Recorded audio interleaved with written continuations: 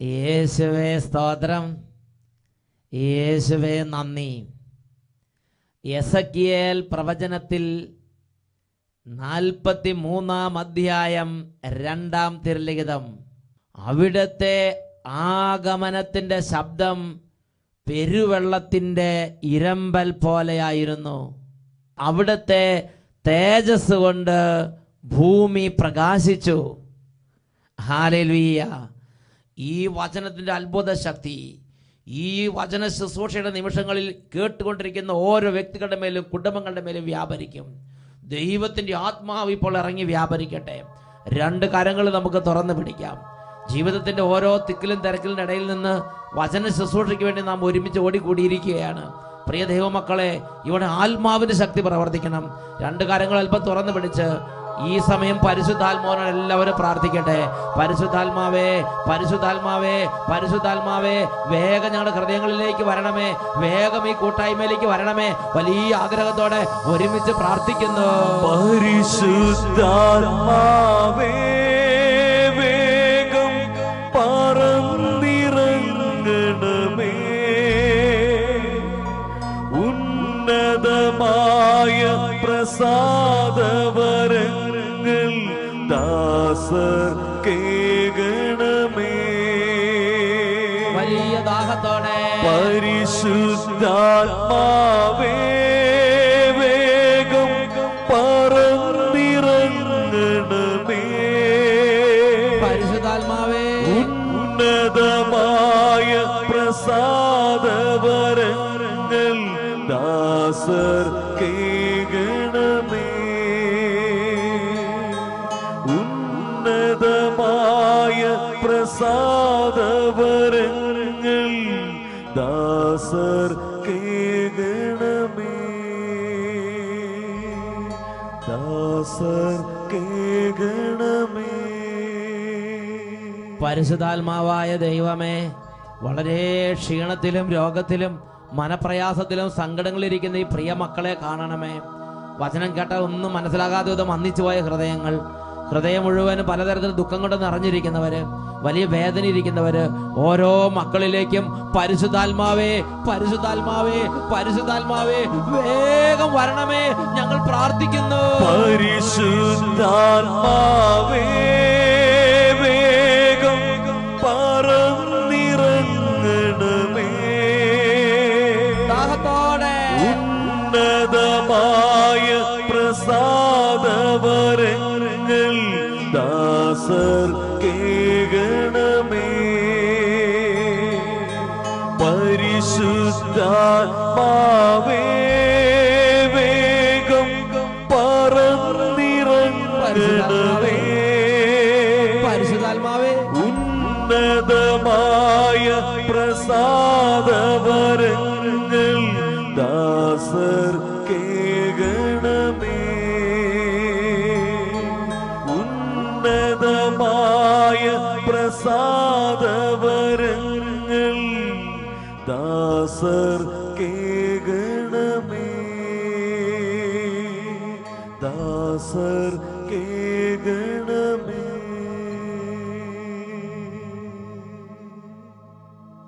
പ്രിയപ്പെട്ട സഹോദരങ്ങളെ, പരിശുദ്ധാത്മാവിനോട് പ്രാർത്ഥിച്ച് പരിശുദ്ധാത്മാവിന്റെ ശക്തിയിൽ വചനം ശ്രമിക്കുമ്പോൾ യേശുവിന്റെ നാമത്തിൽ വൻ കാര്യങ്ങൾ ആ സമൂഹത്തിൽ സംഭവിക്കും. ഒരു വ്യക്തിയുടെ അനുഭവം നിങ്ങൾ ശ്രദ്ധിച്ചു നോക്ക്. എന്റെ പേര് സെൽവിയാണ്, ഫോർട്ട് കൊച്ചിയിലെ. സെൽവി എവിടെ നിന്നാണ്? ഫോർട്ട് കൊച്ചി, എറണാകുളം. പറഞ്ഞോ. അപ്പൊ അവിടെ ധ്യാനം ഉണ്ടായി, ഫോർട്ട് കൊച്ചിയിൽ ധ്യാനം ഉണ്ടായി. അവിടെ ഞാൻ ധ്യാനം കൂടി. അപ്പൊ എനിക്ക് മലയാളമൊക്കെ അറിയാൻ പാടില്ല. അപ്പൊ ഞാന് എന്റെ മുടിയൊക്കെ 15 വർഷമായി കൊളിഞ്ഞു പോയി. സീപ്പിട്ട് അപ്പൊ തന്നെ മുടിയൊക്കെ വന്ന് ഞാൻ പേടിച്ചു പോയി. എന്റെ മുടിയൊക്കെ പോകും, ഈശോയെ എനിക്ക് പേടിയാണ്, ഈശോയെ എന്റെ മുടി പോകണ എപ്പോഴും ഞാൻ പറഞ്ഞുകൊണ്ടേയിരുന്നു.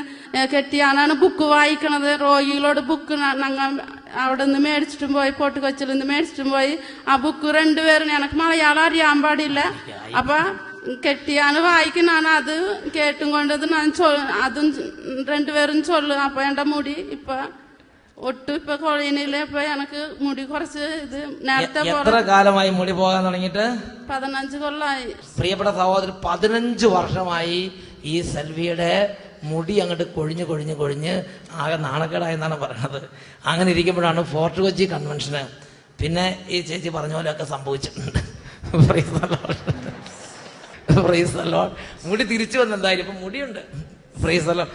രോഗികളുടെ നാഥൻ എന്നൊരു പുസ്തകം ഭർത്താവ് മേടിച്ചുകൊണ്ട് കൊടുത്ത് ഫോർട്ട് കൊച്ചിയിൽ ധ്യാനം നടക്കുന്ന സമയത്ത് ഈ രോഗികളുടെ നാഥൻ, ഈ പുസ്തകം നിസ്സാരമല്ല കേട്ടോ. അപ്പൊ ഈ പുസ്തകം എന്ത് ചെയ്തു, ഭർത്താവിനൊരു വിശ്വാസം അങ്ങോട്ട് കയറി. ഭർത്താവ് പറഞ്ഞു നീ വിഷമിക്കേണ്ടരീ എന്ന് പറഞ്ഞിട്ട് ഈ ഒരു പുസ്തകം മേടിച്ചോണ്ട് ഇത് വായിച്ച് പഠിക്കാൻ പറഞ്ഞിട്ട് കൊടുത്ത് ഈ ചേച്ചി അവിടെ ഇരുന്ന് പ്രാർത്ഥിച്ച് ഭർത്താവും പ്രാർത്ഥിച്ചു. അപ്പൊ മുടി കൊഴിച്ചിൽ മാറി, നല്ല മുടി കൊഴുത്ത് വരാൻ തുടങ്ങി. Praise the Lord. ഇപ്പം അത്യാവശ്യം മുടിയൊക്കെ ആയി തുടങ്ങിയിട്ടുണ്ട്. ഹല്ലേലൂയ. പ്രിയപ്പെട്ട സഹോദരങ്ങളെ, ഇത് ദൈവരാജ്യത്തിന്റെ ആത്മാവിന്റെ ശക്തി വെളിപ്പെടുന്ന മണിക്കൂറാണ്. ഒരിക്കൽ കൂടെ ഇരു കരങ്ങൾ ഉയർത്തുക. ഓരോ മകനും മകളും അവരവരുടെ ജീവിതത്തിന്റെ വേദനകൾ, സങ്കടങ്ങൾ, തകർച്ചകൾ ദൈവസന്നിധിയിലേക്ക് സമർപ്പിച്ച് ഉറക്ക സ്തുതിക്കട്ടെ. Hallelujah, hallelujah. അനുഭവങ്ങൾ ഉള്ളവരും അനുഭവങ്ങൾ ഇല്ലാത്തവരും ഉറക്ക സ്തുതിക്കുക. വിശ്വാസം മങ്ങിപ്പോയവരും തീഷ്ണതയുള്ളവരും മന്ദതയിൽ ആണ്ടുപോയവരും എല്ലാവരും സ്തുതിക്കട്ടെ. ഹല്ലേലൂയ, ഹല്ലേലൂയ. പരിശുദ്ധാത്മാവേ, പരിശുദ്ധാത്മാവേ, പരിശുദ്ധാത്മാവേ, അങ്ങേ ആരാധിച്ചുകൊണ്ടിരിക്കുന്ന ഈ സമൂഹത്തിലേക്ക് ഇപ്പോൾ വ്യാപരിക്കണം. പരിശുദ്ധാത്മാവേ, വേഗം പറന്നിറങ്ങണമേ. ഉന്നതമായ പ്രസാദവരങ്ങൾ ദാസർ കേകണമേ. ഉന്നതമായ പ്രസാദവരങ്ങൾ ദാസർ കേകണമേ. ഇരു കരങ്ങൾ ഉയർത്തി ഉറക്കെ. പരിശുദ്ധാത്മാവേ, വേഗം പറന്നിറങ്ങണമേ. ഉന്നതമായ പ്രസാദവരങ്ങൾ ദാസർ കേകണമേ. ഉന്നതമായ പ്രസാദവരങ്ങൾ ദാസർ കേകണമേ. ദാസർ കേകണമേ. പരിശുദ്ധാത്മാവേ, പരിശുദ്ധാത്മാവേ, സ്പർശിക്കണമേ. രോഗികളായ കുഞ്ഞുങ്ങളെ സ്പർശിക്കണമേ. ബാലികാ ബാലന്മാരെ അവിടുന്ന് സ്പർശിക്കണമേ. പരിശുദ്ധാത്മാവേ, യുവതി യുവാക്കന്മാരുടെ ഹൃദയങ്ങളിലേക്ക് സാന്ത്വനമായി അത്ഭുത സ്പർശനമായി എഴുന്നള്ളി വരണമേ. പരിശുദ്ധാത്മാവേ, എല്ലാ അന്ധകാരങ്ങളും നീക്കുന്ന, സൗഖ്യം നൽകുന്ന, വിടുതൽ നൽകുന്ന, ദൈവസ്നേഹം നിറയ്ക്കുന്ന അത്ഭുത ശക്തിയായി, അത്ഭുത സാന്നിധ്യമായി പരിശുദ്ധാത്മാവേ ഈ ബാലികാ ബാലന്മാരുടെ മേലും യുവതി യുവാക്കന്മാരുടെ മേലും ഇപ്പോൾ പ്രാർത്ഥിച്ചുകൊണ്ടിരിക്കുന്ന ഈ കുടുംബങ്ങളുടെ മേലും സമൂഹങ്ങളുടെ മേലും അതിശയത്തോടെ വ്യാപരിക്കണമേ. ഇരു കരങ്ങൾ ഉയർത്തി എല്ലാവരും ഒരിക്കൽ കൂടെ ദാഹത്തോടെ പരിശുദ്ധാത്മാവിനെ വിളിച്ച് പ്രാർത്ഥിക്കുന്നു. പരിശുദ്ധാത്മാവേ, വേഗം പറന്നിറങ്ങണമേ. പരിശുദ്ധാത്മാവേ, ഉന്നതമായ പ്രസാദവരങ്ങൾ ദാസർ കേകണമേ. ഉന്നതമായ പ്രസാദവരങ്ങൾ ദാസർ കേകണമേ. പരിശുദ്ധാത്മാവേ, വേഗം പറന്നിറങ്ങണമേ. ഉന്നതമായ പ്രസാദവരങ്ങൾ ദാസർ കേകണമേ. ഉന്നതമായ പ്രസാദവരങ്ങൾ ദാസർ കേകണമേ. ദാസർ കേകണമേ.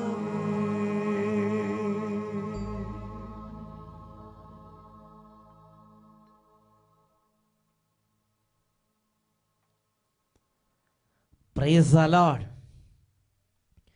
ഹല്ലേലൂയ. നാം ഇന്ന് പ്രഭാഷകന്മാരുടെ പുസ്തകത്തിൽ നിന്ന് 44-ാമത്തെ അധ്യായം മുതലാണ് പഠിക്കാൻ പോകുന്നത്. 44 അധ്യായത്തിൽ 1 മുതലുള്ള വാക്യങ്ങൾ. നമുക്കിപ്പോൾ മഹത്തുക്കളെയും നമ്മുടെ പൂർവ്വ പിതാക്കന്മാരെയും തലമുറ ക്രമത്തിൽ പ്രകീർത്തിക്കാം. പിതാക്കന്മാരുടെ അനുഭവങ്ങൾ പിൻതലമുറയുടെ പരിചിന്തനത്തിനും പഠനത്തിനും വേണ്ടി ദൈവാത്മാവ് ഇതാ നമുക്ക് സംലഭ്യമാക്കിയിരിക്കുകയാണ്.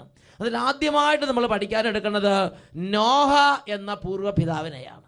പ്രിയപ്പെട്ട സഹോദരങ്ങളെ, നോഹയുടെ ജീവിതത്തെക്കുറിച്ച് പ്രഭാഷകന്റെ പുസ്തകത്തിൽ 44 അധ്യായത്തിൽ 17 വാക്യത്തിൽ രേഖപ്പെടുത്തപ്പെട്ടിരിക്കുന്നത് ഇപ്രകാരമാണ്: നോഹ തികഞ്ഞ നീതിമാനായിരുന്നു, വിനാശത്തിന്റെ നാളിൽ ഒഴിവാക്കപ്പെട്ട മുളയായിരുന്നു അവൻ. നോഹയെക്കുറിച്ച് വലിയ മതിപ്പാണ് വേദപുസ്തകം രേഖപ്പെടുത്തുന്നത്. തികഞ്ഞ നീതിമാൻ, വിശുദ്ധിയുടെ നിറകുടം, ദൈവത്തിൻ്റെ സ്നേഹിതൻ. അവൻ വിനാശത്തിന്റെ നാളിൽ ഒഴിവാക്കപ്പെട്ട ഒരു മുളയായിരുന്നു എന്ന് പറഞ്ഞാൽ സ്വർഗത്തിൻ്റെ അംഗീകാരം പ്രത്യേക വിധമുണ്ടായിരുന്ന, സ്വർഗത്തിൻ്റെ കൃപയുടെ നിറകുടമായിരുന്ന ഒരു മനുഷ്യനായിരുന്നു നോഹ. ഹല്ലേലൂയ. എന്നാൽ നോഹ വലിയ കൃപ കൊണ്ട് നിറഞ്ഞു വന്നപ്പോൾ ആ കാലഘട്ടത്തിൽ നാം കാണുന്ന പ്രത്യേകത എന്താ? ചുറ്റുപാടും അന്ധകാരം കട്ട പിടിച്ച്. ഉൽപ്പത്തിയുടെ പുസ്തകത്തിൽ 6 അധ്യായത്തിൽ 11 12 തിരുലിഖിതങ്ങൾ നോഹ വിശുദ്ധി കൊണ്ട് നിറഞ്ഞപ്പോൾ നോഹയുടെ ചുറ്റുവട്ടം എങ്ങനെയായി തീർന്നു എന്ന് രേഖപ്പെടുത്തപ്പെട്ടിരിക്കുകയാണ്. ദൈവത്തിൻ്റെ ദൃഷ്ടിയിൽ ഭൂമി ആകെ ദുഷിച്ചതായി തീർന്നു. എങ്ങും അക്രമം നടമാടി. ഭൂമി ദുഷിച്ചു പോയെന്ന് ദൈവം കണ്ടു. ലോകത്തിൽ മനുഷ്യരെല്ലാവരും ദുർമാർഗികളായി മാറി. നോക്കുക, ഒരു ഭാഗത്ത് ദൈവകൃപയിൽ ദൈവത്തിൻ്റെ പൈതൽ ബലപ്പെട്ടും അനുഗ്രഹം പ്രാപിച്ചും ശക്തി പ്രാപിച്ചും വരികയാണ്. അപ്പോൾ തിന്മയ്ക്ക് മേൽ തിന്മ, അരാജകത്വത്തിന്മേൽ അരാജകത്വം, ദുർവൃത്തിക്ക് മേൽ ദുർവൃത്തി നടമാടുന്ന ഒരു അന്തരീക്ഷമായി ലോകം രൂപാന്തരപ്പെടുകയാണ്. ഹല്ലേലൂയ. ഇതൊരു പ്രത്യേക പ്രതിഭാസമാണ്. പ്രിയപ്പെട്ട സഹോദരങ്ങളെ, ഈ ജനത്തിൻ്റെ ഈ ദുർവൃത്തി നിമിത്തം ജലപ്രളയം കൊണ്ട് ലോകത്തെ നശിപ്പിക്കാൻ തക്കവണ്ണം തീരുമാനമെടുക്കാൻ ദൈവം നിർബന്ധിതനായി. പക്ഷേ നോഹ അവൻ വിശുദ്ധിക്ക് മേൽ വിശുദ്ധി പ്രാപിച്ച് അവൻ സ്വർഗത്തിലേക്ക് കടന്നുപോയി. ഇനി അടുത്ത ഒരു പൂർവ്വപിതാവിനെ നാം പരിചിന്തനത്തിനെടുക്കുകയാണ്. ബൈബിളിൽ പ്രഭാഷകന്റെ പുസ്തകത്തിൽ 44:19 അനേക ജനതകളുടെ പൂർവ്വപിതാവായിരുന്നു അബ്രാഹാം. മഹത്വത്തിൽ അവന് സമനായി ആരുമില്ല. അവൻ അത്യുന്നതന്റെ നിയമം പാലിക്കുകയും അവിടുന്ന് അവനുമായി ഉടമ്പടിയിൽ ഏർപ്പെടുകയും ചെയ്തു. അവൻ സ്വശരീരത്തിൽ ഉടമ്പടിയുടെ മുദ്ര പതിപ്പിച്ചു. പരീക്ഷിക്കപ്പെട്ടപ്പോൾ അവൻ വിശ്വസ്തത തെളിയിച്ചു. ഹല്ലേലൂയ. പ്രിയപ്പെട്ട സഹോദരങ്ങളെ, വിശ്വാസത്തിൻ്റെ പിതാവ്, വിശ്വാസികളുടെ പിതാവ്, അനേകം ജനതകളുടെ പിതാവ്, ഈ സ്ഥാനമാണ് അബ്രാഹത്തിന് ദൈവവചനം നൽകുന്നത്. ഈ അബ്രാഹാം കൃപയ്ക്ക് മേൽ കൃപ പ്രാപിക്കുകയാണ്. എന്താ? അബ്രാഹാം കൃപയ്ക്ക് മേൽ കൃപ പ്രാപിച്ചപ്പോൾ അബ്രാഹത്തിന്റെ ചുറ്റുവട്ടത്തിൽ എന്താ സംഭവിച്ചുകൊണ്ടിരുന്നത്? അബ്രാഹത്തിന്റെ കുടുംബത്തിൽ എന്താ സംഭവിച്ചുകൊണ്ടിരുന്നത്? അബ്രാഹത്തിന്റെ കൂടപ്പിറപ്പുകൾക്ക് എന്താ സംഭവിച്ചുകൊണ്ടിരുന്നത്?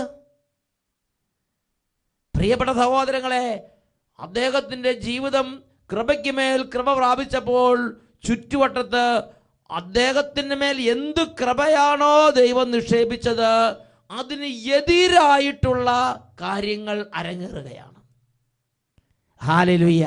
റോമാ ലേഖനത്തിൽ 4 അധ്യായം 18 മുതൽ 20 വരെയുള്ള വാക്യങ്ങളിൽ പരിശുദ്ധാത്മാവ് നിറഞ്ഞ ശ്ലീഹ ഈ അബ്രാഹാം കൃപയ്ക്ക് മേൽ കൃപ പ്രാപിച്ചപ്പോൾ കൺമുമ്പിൽ പ്രത്യക്ഷത്തിൽ അവൻ്റെ ജീവിതത്തിൽ എന്തായിരുന്നു എന്ന് രേഖപ്പെടുത്തപ്പെട്ടിരിക്കുന്നു. അവൻ ഇരുട്ടിലൂടെ നടന്ന മനുഷ്യനാണ്. അവ്യക്തത, അന്ധകാരം, ഒരു കൃത്യതയില്ലായ്മ, ഇത് അവൻ്റെ ജീവിതത്തെ ഗ്രസിച്ചു. റോമാലേഖനം 4 അധ്യായം 18 മുതലുള്ള തിരുലിഖിതങ്ങൾ. താൻ അനേകം ജനതകളുടെ പിതാവാകുമെന്ന് പ്രതീക്ഷയ്ക്ക് സാധ്യതയില്ലാതിരുന്നിട്ടും പ്രതീക്ഷയോടെ അബ്രാഹാം വിശ്വസിച്ചു. 100 വയസ്സായ തൻ്റെ ശരീരം മൃതപ്രായമായിരിക്കുന്നെന്നും സാറായുടെ ഉദരം വന്ധ്യമാണെന്നും അറിയാമായിരുന്നിട്ടും അവന്റെ വിശ്വാസം ദുർബലമായില്ല. വിശ്വാസമില്ലാത്തവനെ പോലെ ദൈവത്തിൻ്റെ വാഗ്ദാനത്തിനെതിരായി അവൻ ചിന്തിച്ചില്ല. മറിച്ച് ദൈവത്തെ മഹത്വപ്പെടുത്തിക്കൊണ്ട് അവൻ വിശ്വാസത്താൽ ശക്തി പ്രാപിച്ചു. അബ്രാഹത്തിൽ ദൈവം നിക്ഷേപിച്ചിരുന്ന വൻ കൃപ, വിശ്വാസ ചൈതന്യം, വിശ്വാസത്തിന്റെ അത്ഭുത ശക്തി. അതുകൊണ്ട് അബ്രാഹത്തിന് ചുറ്റുവട്ടത്തും ഈ വിശ്വാസത്തെ ദുർബലപ്പെടുത്തുന്ന അന്ധകാരം ശക്തി പ്രാപിക്കുകയാണ്. 100 വയസ്സായ തൻ്റെ ശരീരം മൃതപ്രായമായിരിക്കുന്നുവെന്നും സാറായുടെ ഉദരം അന്ത്യമാണ് 100% അറിയാം. അവൻ്റെ ഉള്ളിലുള്ള വിശ്വാസ ചൈതന്യത്തിനെതിരായ ഒരുപാട് ചിന്തകൾ അവൻ അലട്ടി. ഇനി കുഞ്ഞ് ജനിക്കുമോ, നടക്കുമോ, ഇതെങ്ങനെയാവും, ഇങ്ങനെ ഒരുപാട് അവൻ്റെ ഉള്ളിൽ ദൈവം എന്ത് കൃപയാണോ നിക്ഷേപിച്ചത് അതിനെതിരായ പ്രതികൂലം, അതിനെതിരായ അന്ധകാരം ചുറ്റുവട്ടത്തുനിന്ന് കട്ട പിടിച്ച്.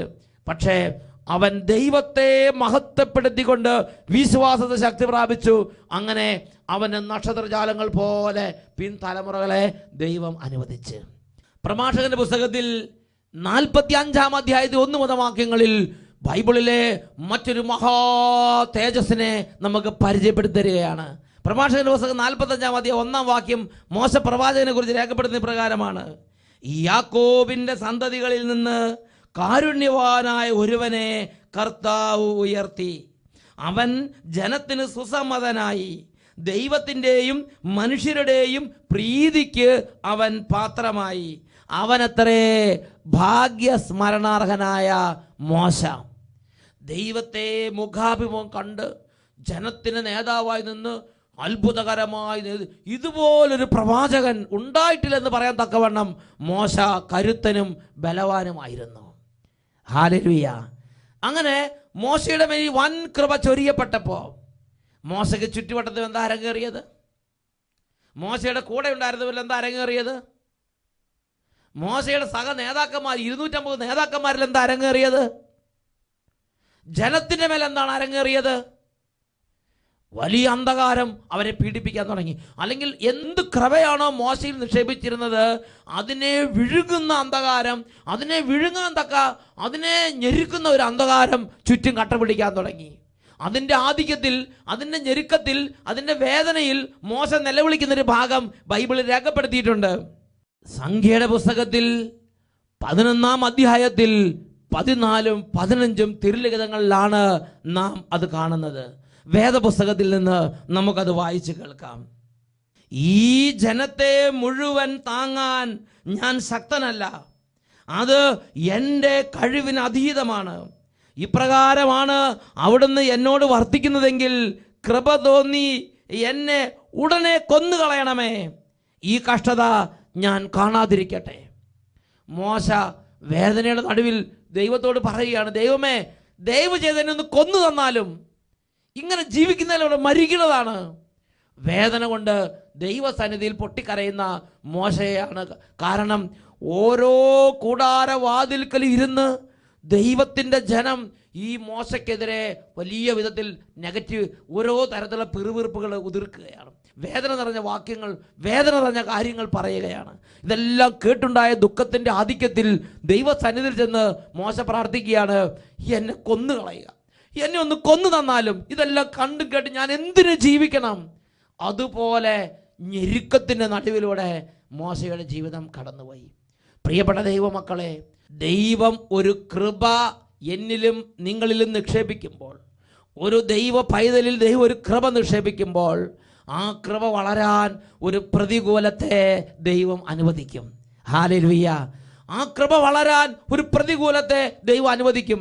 നിങ്ങൾ പ്രാർത്ഥിച്ച് നല്ല പ്രാർത്ഥനയുടെ അഭിഷേകത്തിൽ ദേവാലയത്തിൽ നിന്ന് പുറത്തേക്ക് ഇറങ്ങുമ്പോൾ അന്നായിരിക്കും ഏറ്റവും വലിയൊരു പ്രതികൂലം, ഒരു പ്രശ്നം കുടുംബത്തിൽ ചിലപ്പോൾ ഉണ്ടാകുന്നത്. നിങ്ങളൊരു നല്ല ധ്യാനം കൂടി നല്ല കൃപയുടെ ക്ലൈമാക്സിൽ ഇങ്ങോട്ട് ഇറങ്ങേണ്ട സമയത്തായിരിക്കും ഒട്ടും പ്രതീക്ഷിക്കാതെ അതെല്ലാം തവിടുപൊടിയാക്കുന്ന ഒരു രംഗം, ഒരു അന്തരീക്ഷം, ഒരു സംഭവം നിങ്ങളുടെ ജീവിതത്തിലോ കുടുംബത്തിലോ അരങ്ങേറിക്കൊണ്ട് വരിക. പ്രിയപ്പെട്ട സഹോദരങ്ങളെ, ദൈവം ഒരു കൃപ തരുമ്പോൾ അതിന് ആ കൃപ വളരാൻ പറ്റിയ ഒരു പ്രതികൂലത്തെയും ദൈവം അനുവദിക്കും. ഹല്ലേലൂയ. ഈ നിമിഷങ്ങളിൽ നമുക്ക് കർത്താവിനോട് പ്രാർത്ഥിക്കാം. എൻ്റെ കർത്താവേ, എനിക്ക് കൃപയിൽ വളരണം, എനിക്ക് കൃപയിൽ വളരണം, എനിക്ക് കർത്താവിന് അനുഭവത്തിൽ വളരണം, എനിക്ക് വിശുദ്ധിയിൽ വളരണം, എനിക്ക് വിശ്വാസം വളരണം.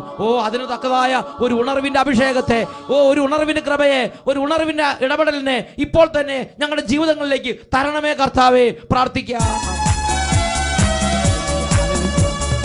ഏലിയാവ് ഗുഹയ്ക്കുള്ളിൽ ജ്വലിച്ചതുപോൽ ജ്വലിക്കട്ടെ ജ്വലിക്കട്ടെ എന്റെയും ഉള്ളം.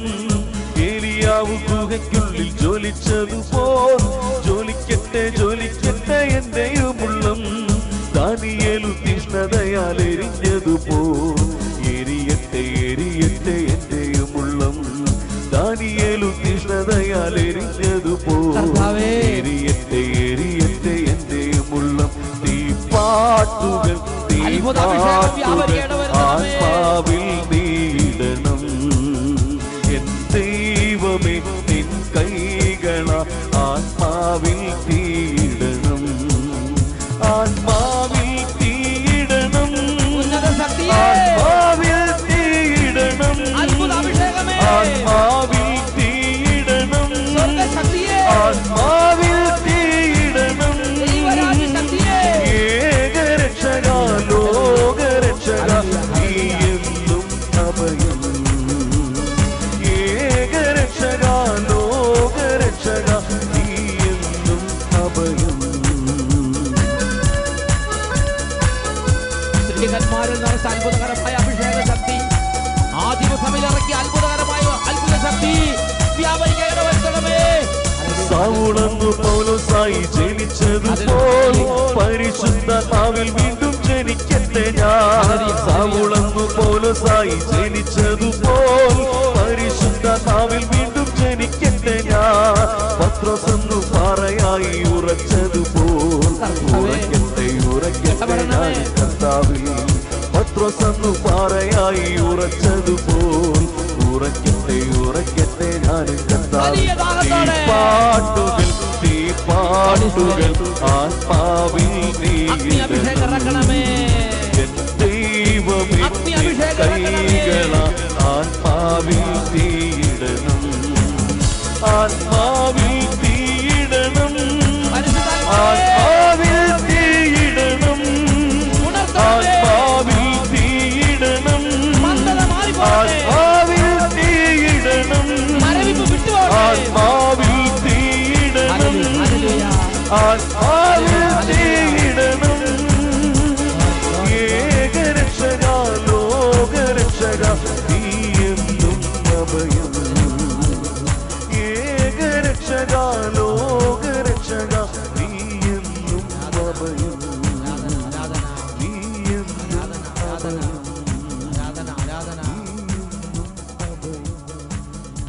ഇരു കരങ്ങൾ ഉയർത്തി എല്ലാവരും സ്തുതിക്കട്ടെ. ഹല്ലേലൂയ ഹല്ലേലൂയ ഹല്ലേലൂയ. പരിശുദ്ധാത്മാവേ, ഓരോ ഹൃദയങ്ങളെ സ്പർശിക്കണമേ. തളർന്ന ജീവിതങ്ങളെ ഉണർത്തണമേ പരിശുദ്ധാത്മാവേ.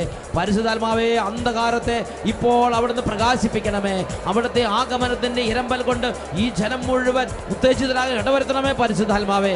Hallelujah hallelujah. ആരാധന ആരാധന ആരാധന. Hallelujah hallelujah. യേശുവേ ആരാധന ആരാധന. യേശുവേ ആരാധന ആരാധന. യേശുവേ സ്തോത്രം. യേശുവേ നന്ദി. ഹല്ലേലൂയ.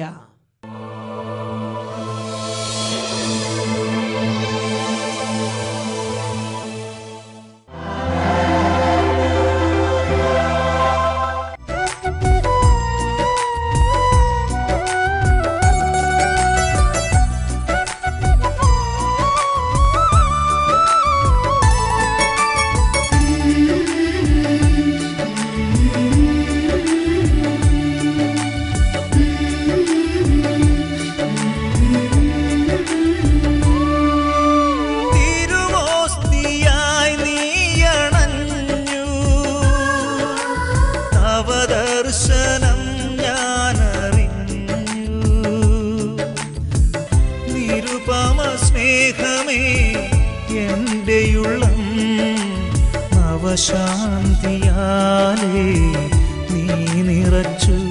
ആരാധനാ ഗീതം പാടാം,